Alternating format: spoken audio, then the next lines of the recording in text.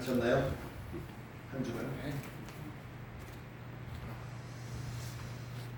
어떤 외국 사람이 겨우 이제 한글을 이제 읽게 되어서 시장 구경을 나갔다고 합니다. 근데 시장 구경을 갔다가 기절초풍하는 사태가 발생했다고 합니다. 왜 그랬을까요? 그가 읽은 한 간판 때문에 그런 일이 생겼는데 그 간판의 내용이 뭔지 궁금하시죠? 그 간판 내용은 할머니 뼈 해장국이었어요. 할머니 뼈 해장국. 그걸 읽고서 기절초풍을 했다고 그러죠. 아마도 그 외국인이 우리나라 사람이 아니었기 때문에 생긴 그런 해프닝인 것 같습니다. 그런데 이런 할머니 뼈 해장국 같은 일인 우리가 성경을 마주할 때에도 종종 마주치게 된다는 것이 우리를 슬프게 합니다. 어차피 이게 문화적 차이가 있잖아요. 유대 나라 이스라엘과 우리나라의 문화적 차이도 있고 또 어떤 환경적으로 다른 점도 있죠. 뭐 여러 가지 다른 점들이 있다 보니까 그들과 우리가 같지 않다는 것은 어쩌면 뭐 이상할 게 없는 거겠죠.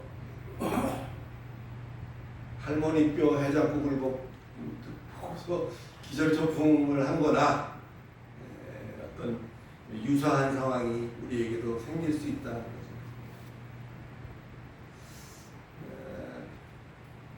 그렇기 때문에 때로는 우리가 이미 알고 있는 생각들 또는 이미 알고 있는 그런 개념들을 조금 새롭게 하는 것이 필요하고 그렇지 않으면 우리가 앞에 말했던 그분처럼 할머니 뼈 해장국이 될 수도 있는 그런 상황이 생길 수도 있다. 그런 얘기를 했습니다. 요즘 우리가 살피고 있는 예수 그동안 전성으로만 알아왔던 것을 장본인인 예수가 드디어 입을 열어 가르쳐주는 그 첫 마디가 뭐죠? 첫 마디가 복이 있나니에 대한 그렇게 시작해서 8가지를 쭉 이렇게 얘기하는 복이 있나니입니다. 보통 제일 먼저 하는 얘기가 꽤 비중이 있는 얘기를 제일 처음에 하지 않겠어요, 그죠? 그래서 복이 있나니 이렇게 얘기를 하고 있습니다. 마카리오스다 이렇게 제가 설명을 했는데 정확히 말하면 마카리오이라고 해서 복되도다 그런 이야기를 하고 있는 것이다. 예수가 입을 열어서 가르쳐주기 시작한 첫 번째가 복되도다 하는 얘기를 좀 하고 있어요. 문제는 이게 우리가 갖고 있는 그 복이라는 개념과는 다소 차이가 좀 있다는 것이 좀 우리를 좀 답답하게 하기도 하죠.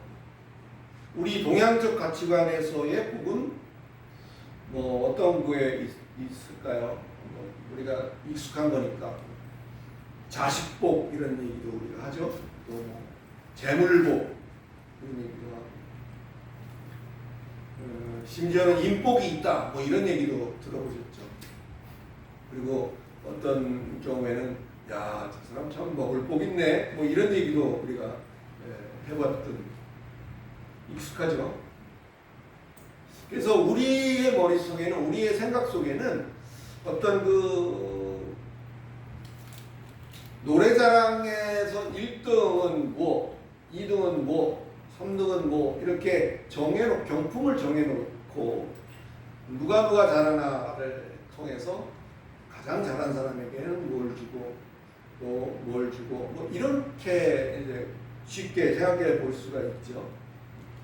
그러니까 우리가 신앙생활 할 때도 이렇게 하면 뭘 받고 저렇게 한 사람에게는 뭘 주고 뭐 이런 식으로 뭔가를 잘한 대가로 주어지고 대가로 받는 것이 복이다. 이런 생각을 우리는 쉽게 하잖아요. 그죠?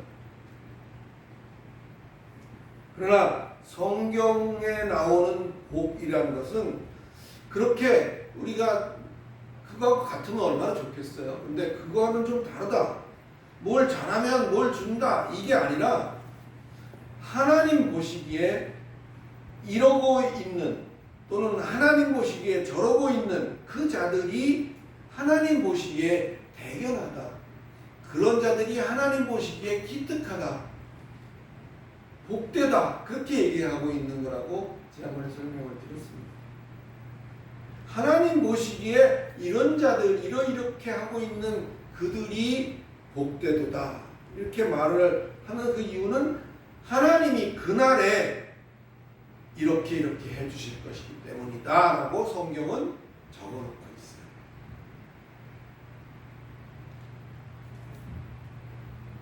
오늘 읽은 본문도 그렇죠. 10절을 보니까 의를 위하여 박해를 받은 자는 복이 있나니 이렇게 얘기를 하고 있어요. 의를 위하여 박해를 받는 자가 복이 있다는 거죠. 그리고 그날에 하나님이 그에게 뭘 하셔요? 천국이 저희의 것이요. 이렇게 그런 구조로 이게 되어 있다. 그 하나님이 이렇게 하실 것이기 때문에 그들이 지금 하고 있는 그 행동들이 내 보기에는 별거 아니고 내 보기에는 힘들어하는 것 같고 어려움에 처해 있는 것 같지만 그것을 복되도다라고 하나님 보시기에는 말씀하신다. 그런 의미입니다. 복의 반대 개념은 우리가 뭐죠? 우리 복의 반대는 뭘까요? 복의 반대는 뭐 저주일 수도 있고 성경에 보면 화라고 표현하고 있죠. 화라고 표현하고 있어요. 이 화라고 하는 그 말이 우아이입니다. 우아이. 우아이가 화라는 단어예요. 우아이.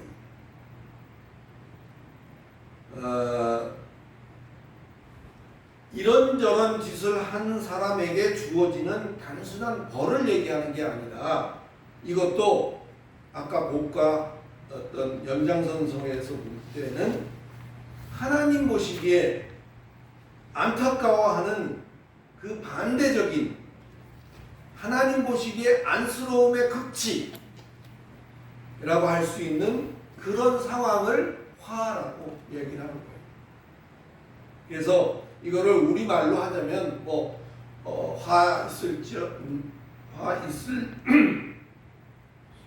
있을지라 뭐 이렇게 성경에 적혀 있습니다만은 이거를 조금 더 이 우아이라는 말은 감탄사 같은 거예요. 그래서 우리가 안 됐다, 저 사람 참 안 됐네 라는 표현할 때 어떻게 하죠? 뭐 혀를 차기도 하잖아요. 쯧쯧 이렇게. 또는 에이구 참 안 됐네 이런 표현을 하잖아요. 그런 표현 에구라든지 또는 쯧쯧 이렇게 말할 수 있는 그 감탄사가 우아이고 그것이 우리말 성경에는 화라고 이렇게 번역하고 있다는 것을 그것과 연결해서 우리가 생각해 볼 필요가 있습니다. 복이라는 마카리오스가 하나님 보시기에 기특함 또는 뭐 대견함 등으로 인해서 플러스적인 개념이라면 화라는 우아이는 하나님 보시기에 극도의 안쓰러움으로 인한 마이너스 개념이라는 사실을 이 두 가지를 이렇게 마음속에 좀 담아 두셨으면 좋겠습니다. 그리고는 이제 쭉 입을 열어 가라사대 하면서 뒤에 나오는 얘기, 오늘 팔복 마지막 부분을 우리가 하겠지만 이것이 끝나고 이어지는 산상수훈의 나머지 가르침들 속에도 기존에 우리가 갖고 있던 어떤 익숙한 개념들과는 다소 좀 충격이 될 수 있는 그런 내용들이 가득 담겨 있어요. 그렇다고 기존에 우리가 알고 있는 것들은 다 틀렸으니까 다 버려라 이런 얘기를 하자는 게 아니라 기존의 그것들과는 별개로 우리가 세상에 존재하면서도 동시에 하늘에 속한 자이듯이 하나님과의 관계성 속에서의 복이란 또 하나님과의 관계성 속에서의 화란 이런 것들이 무엇인가를 새롭게 우리가 하나하나 쌓아가는 그런 지혜로운 성도들이 다 되시기를 예수 그리스도 이름으로 축원합니다. 조금 불편할 수도 있어요. 우리 생각하고 같지 않다는 것이 우리를 불편하게 하고 또 우리로 하여금 좀 가뜩이나 그렇지 않아도 사는 것도 복잡한데 뭐 이런 것까지 복잡하게 이렇게 알아야 되나 하는 그런 회의적인 생각도 가질 수가 있지만 그런 생각들을 이렇게 하나하나 정리해서 하나님과의 관계성 속에서의 복, 하나님과의 관계성 속에서의 화, 또 그것과 별도로 우리가 세상에 살면서 우리가 기존에 가져왔던 복의 개념, 또 우리가 가져왔던 화의 개념, 이것과는 별도로 이 두 개를 우리가 둘 다 보유해야 된다. 우리는 이중신분이거든요. 여러분, 잠복 중인 형사가 범죄자인가요? 형사인가요? 형사죠. 잠복 중인 형사는 형사예요. 죄인인 척하고 있지만 형사잖아요. 그래서 우리는 세상의 잠복 중에 있는 하늘의 백성이다. 할렐루야. 요 생각을 딱 우리는 마음속에 품어야 돼요. 그래서 우리는 세상의 전부가 아니죠. 세상에 발을 딛고 세상에서 숨쉬고 세상을 이용해서 우리가 벌어서 그것으로 목숨을 부지해 나가고 뭐 하는 여러 가지 것들을 세상 사람들과 똑같이 우리는 하잖아요. 그렇지만 우리의 본연의 신분은 뭐다? 하늘 백성이다. 그래서 두 가지 가치관을 어쩌면 동시에 갖추고 있는 것이 우리에게 필요하다. 이런 이야기를 해봅니다. 자, 오늘 본문으로 들어가 볼까요?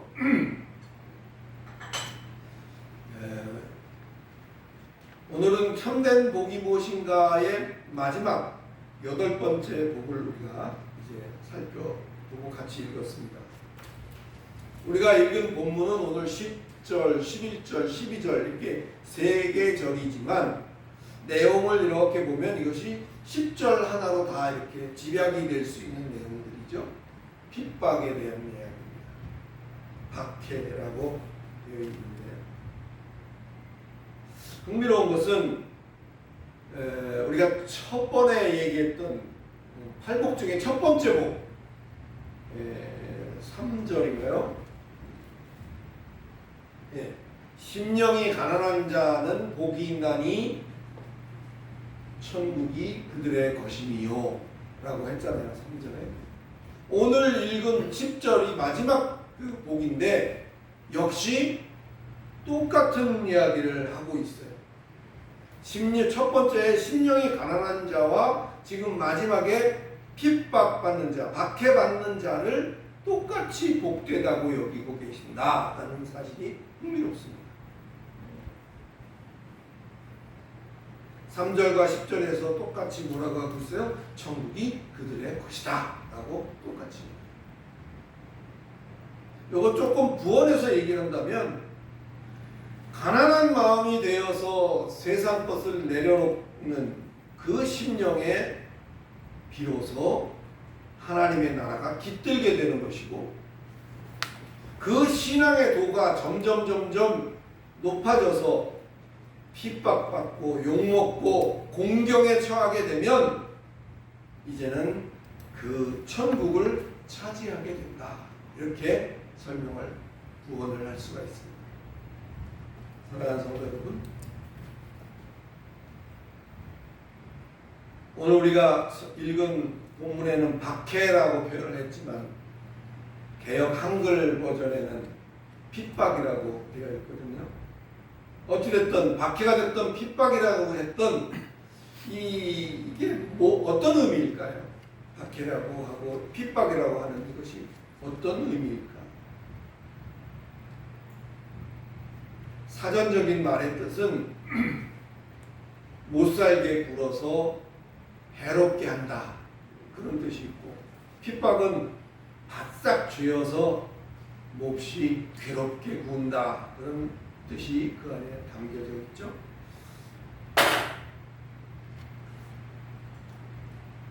우리를 그토록 괴롭게 하는 핍박, 정작 뭐가 우리에게 괴로운 것인지를 여러분 생각해 보신 적이 있나요? 누구에게나 이 핍박이 동일한 것일까요? 어떤 사람에게는 하라는 것이 핍박일 수 있어요. 그죠? 또 반대적으로 어떤 사람에게는 하지 말라고 하는 것이 핍박일 수 있다는 얘기죠.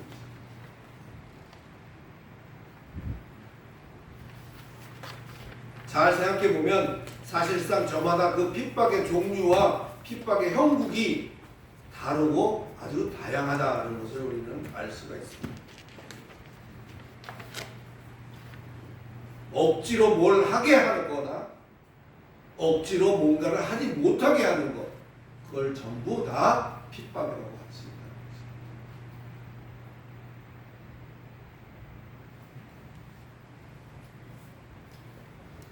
본문에서 말하고 있는 핍박은 우리의 어떤 생활 속에서 먹고 사는 문제, 또는 뭐 우리가 숨쉬고 사는 생명을 부지하는 이런 문제 속에서 발생하는 일상생활 속에서 발생하는 그런 핍박이 아닌 것으로 전제로 이것이 해석이 되어야 돼요.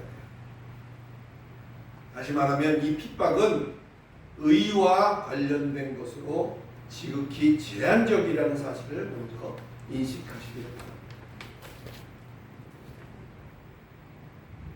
그럼 여기서 말하고 있는 의라는 또 뭘 말하는 것이냐? 로마서 3장 21절을 보면은 이렇게 적어 있어요. 이제는 율법 외에 하나님의 한 의가 나타났으니 율법과 선지자들에게 증거를 받은 것이라, 이렇게 적고 있습니다. 즉, 이 의라는 것은 하나님의 의를 말하는 것인데, 그것이 하나님의 의가 우리의 인생에 나타나진 것이, 우리의 인생에 개입되어진 것이 바로 예수다라고 말할 수 있는 거죠. 할렐루야. 그래서 예수는 바로 하나님의 의라는 사실을 우리가 알 수가 있는 거죠. 그러니까 우리가 지금 성경이 말하고 있는 이 핍박이라는 것은 특별히 하나님의 의인 예수와 관련된 신앙적인 것들로 지극히 제한적일 수밖에 없다. 전제가 필요한 것이죠. 그렇다면 하나님의 의, 곧 예수를 위한 핍박은 어떤 것일까요? 10절을 다시 한번 우리 같이 읽어보겠습니다. 10절을 시작. 의를 위하여 박해를 하는 자는 우리 인간이 천국에 이를 것입니다. 네, 의를 위하여 박해를 받는 자가 복이 있다. 근데 우리의 오해는 여기서 시작이 되는 거예요. 의, 하나님의 의라고 했던 그 하나님의 의이신 예수를 위하여 우리가 뭔가를 하는 것이 사실은 아니에요. 예수를 위하여 뭔가를 하는 것이 아니에요. 예수를 위하여 우리가 힘겹게 봉사하고 예수를 위하여 힘겹게 수고하고 희생하는 것이 결코 아니라는 사실부터 우리가 바로잡을 수 있기 바랍니다.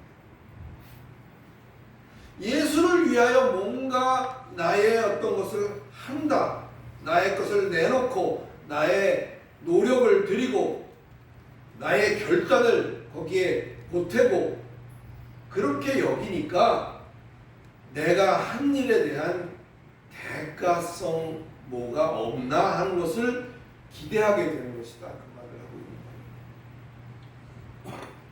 이게 그냥 내가 내 느낌, 이 목사의 느낌을 말하는 게 아니라 10절에 이 위하여라는 이 단어는 11절에 나오는 인하여라는 단어하고 똑같은 단어를 쓰고 있어요. 10절에 보면 나를 위하여 박해를 받는 자 이렇게 되어 있잖아요. 11절에 보실까요? 11절 한번 보실까요? 나로 말미암아 너희를 욕하고 박해하고 거짓으로 이렇게 말할 때 나로 말미암아라고 하는 그 단어가 위하여라는 단어하고 똑같은 단어예요. 그러니까 10절이 예수를 위하여가 아니라 예수로 말미암아라고 돼야 옳다고 그랬습니다. 예수를 위하여 박해받는 게 아니라 예수로 말미암아 박해받는 거예요. 이 둘은 같은 것 같지만 아주 서로 다릅니다. 그래서 예수를 위한 뭐가 아니라 예수로 말미암은 예수가 예수 믿는 그것이 원인이 되어져서 받는 핍박을 말하는 것이다. 그렇다면 이제 예수로 인해서 욕먹는 거, 예수로 인해서 핍박받는 거, 이런 거가 뭔지는 이제 알 것 같아요. 그죠? 알 것 같은데 11절에 나오는 이거는 또 무슨 얘기냐? 11절 하반부에 보면요. 나로 말미암아 너희를 욕하고 박해하고 거짓, 여기까지는 알 것 같아요. 그죠? 근데 거짓으로 너희를 거슬려 모든 악한 말을 할 때라는 말은 어떤 의미일까? 요거는 초기 교회 당시에 어떤 사회적인 어떤 그 내용을 반영하고 있는 거예요. 그 당시에 예수 초기 당시에 그 당시에 그리스도인들은요 사회적으로 아주 어이없는 소위 말하는 카더라 뭐라 카더라 하는 어떤 그런 내용 속에 아주 휘말려 있었다고 해요. 그래서 심지어 뭐 여러 가지 카더라가 있잖아요. 우리도 카더라. 쟤네들은 근친상간을 밥 먹듯이 해대고 사람을 잡아먹기도 하고 쟤네들은 기존 세력에 대해서 꼭 하면 반역을 일삼고 심지어는 쟤네들은 아무 신도 믿지 않는데 다른 신을 인정하지도 않는데 뭐 이런 것으로 카더라가 만연하고 있었던 거예요. 그래서 거짓으로 너희를 거스려 모든 악한 말을 한다는 것이 바로 이것들을 가지고 그들을 손가락질하고 그들을 힘들게 했던 어떤 그런 내용들을 우리가 적고 있는 거예요. 억울하겠어요? 억울하지 않겠어요? 그러지도 않았는데 뭐 카더라. 얘네들은 그리스도인들은 이렇다 하더라 하는 그런 얘기를 가지고 핍박을 하고 손가락질하니까 억울하겠죠. 요걸 이 시대로 돌아와서 보면 어떤 그런 근거 없이 하는 여러 가지 것들 그것 때문에 요즘 극단적인 선택을 하기도 하고 한다고 하잖아요. 뭐 댓글 같은 거죠. 아무 근거 없는 악성 댓글 뭐 이런 걸 해가지고 뭐 그런 얘기 그런 입장에 있다면 얼마나 억울할까. 당시에 그리스도인으로 산다는 것은 전자건 후자건 또는 내적이건 외적이건 그리스도인으로 산다는 것만으로 그저 찍소리 못하고 겪어내야 할 그런 아픔들이 있었다. 그런 이야기를 그런 총체적인 어려움, 총체적인 핍박 그것이 분명히 있었다는 것을 얘기하는 것이고, 이런 것에 대한 우리가 개념을 잘 정리하고 있어야 비로소 오늘 예수가 입을 열어 말하고 있는 이 내용이 참된 의미를 우리가 알 수 있는 것이다. 말씀을 정리해 보겠습니다. 마태복음 25장 31절 이하에 보면 다시 오신 예수, 재림 예수에 대한, 인자의 다시 오심에 대한 얘기를 하고 있는데, 그때 다시 오신 인자가 양과 염소를 구분하듯이 오른쪽 왼쪽으로 이렇게 구별해 놓는다고 했죠.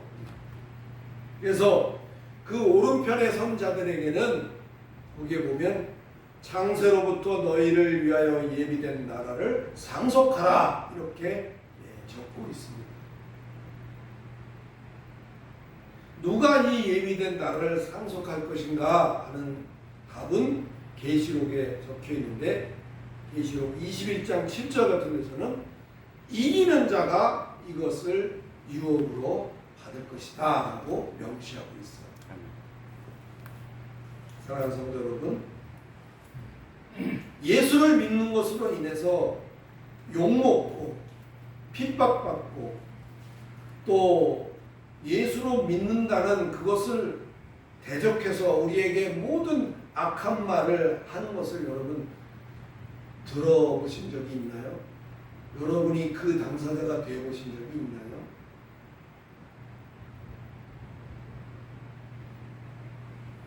오늘 본문의 12절 후반절에서는 이게 처음 있는 일이 아니라는 얘기를 하고 있어요.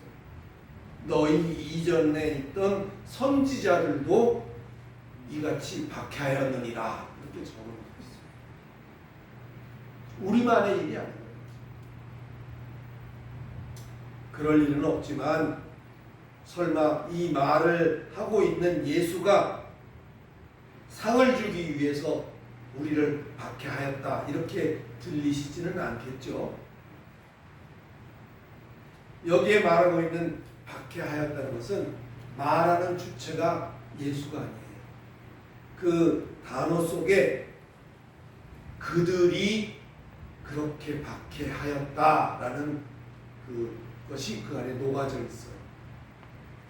옛날에도 그렇게 박해하고 음해하고 핍박하는 자가 있었고, 오늘날도 우리에게 그와 같이 똑같은 일을 하는 그런 자들이 있다라는 것을 이야기하고 있는 겁니다.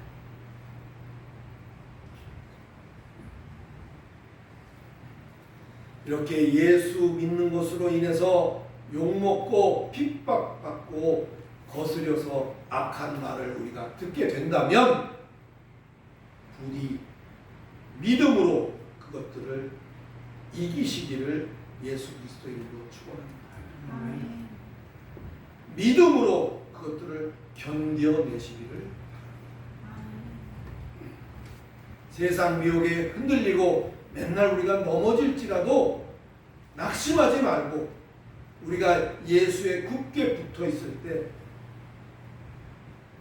그렇게 붙어 있는 그들을 하늘의 영광을 소유하고 누리는 자다라고 하나님은 하신다는 것을 확실히 믿고 확실히 알고 우리에게 주어진 하루하루를 이겨내는, 극복하는, 견뎌내는 그런 성도의 삶을 사시기를 예수 그리스도 이름으로 축원합니다. 아멘.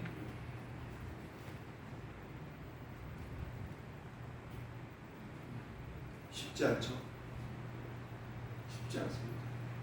이러고 사실 그러고 있다는 게 어쩌면 참 치욕스러울 수도 있어요. 또 명예롭지 못하고 뭐 그런 부분은 충분히 있죠. 차라리 그냥 싹 뒤집어 엎어서 새로 뭔가 이렇게 할 수 있으면 좋겠다. 그런 유혹이 우리에게 불릴 듯이 일어날 수 있어요. 게다가 조금 사회적 위로 지위가 있거나 또는 재력이 있거나 또 뭐 스스로 자신을 좀 능력이 있다고 생각하는 사람에게는 더더욱이나 그런 꼴을 참고 인내하고 있기가 쉽지가 않잖아요. 그냥 확 엎어버리고 나를 그렇게 핍박해? 나를 그렇게 손가락질해? 내가 믿는 예수를 참기 어려울 부분이 많습니다. 그럼에도 성경은 우리가 지나온 복들을 살피는 과정 속에서 그렇잖아요. 내가 내 위에 아무도 없는 듯이 내가 모든 것을 행하려고 하지 마라. 그것이 온유다고 얘기했었지 않습니까?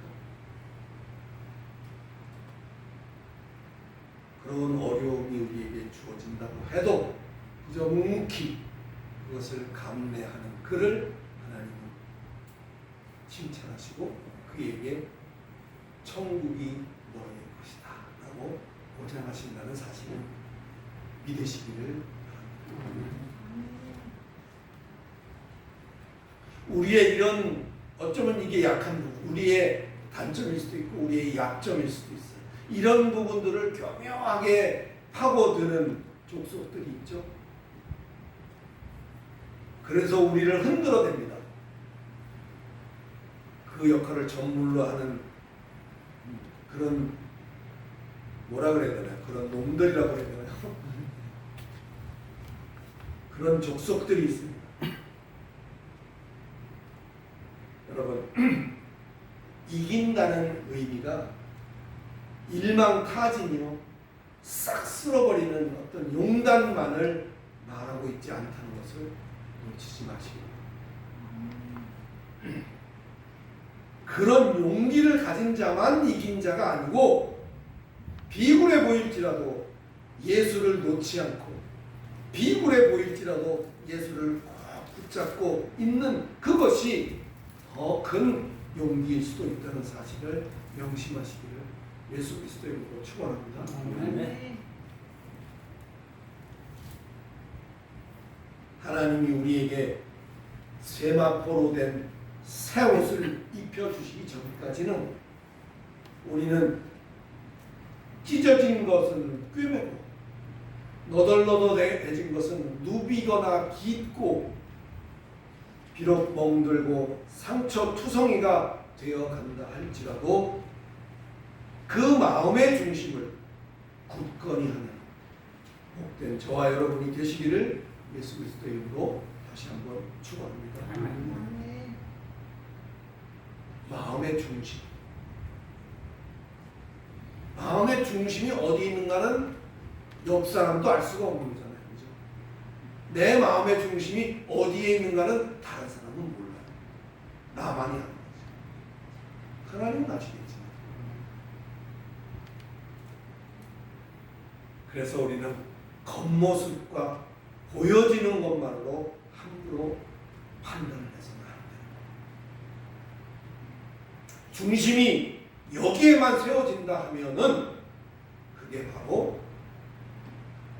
이제 이어질 13절, 14절 같은 어떤 그런 소금과 빛 이런 것으로도 연결되어져 간다. 부디 저와 여러분 세상살이 힘겹고 어렵지만 우리가 그리스도 예수를 믿는 그리스도인으로서 우리가 세상을 어떤 시각으로 바라보고 또 우리에게 어떤 불이익이 닥친다 할지라도 어떤 자세를 우리가 취해야 될 것인가를 이 시간에 깊이 생각해 보시는 저와 여러분이 되시기를 바랍니다. 아멘. 기도하겠습니다. 거룩하신 하나님 은혜를 감사합니다.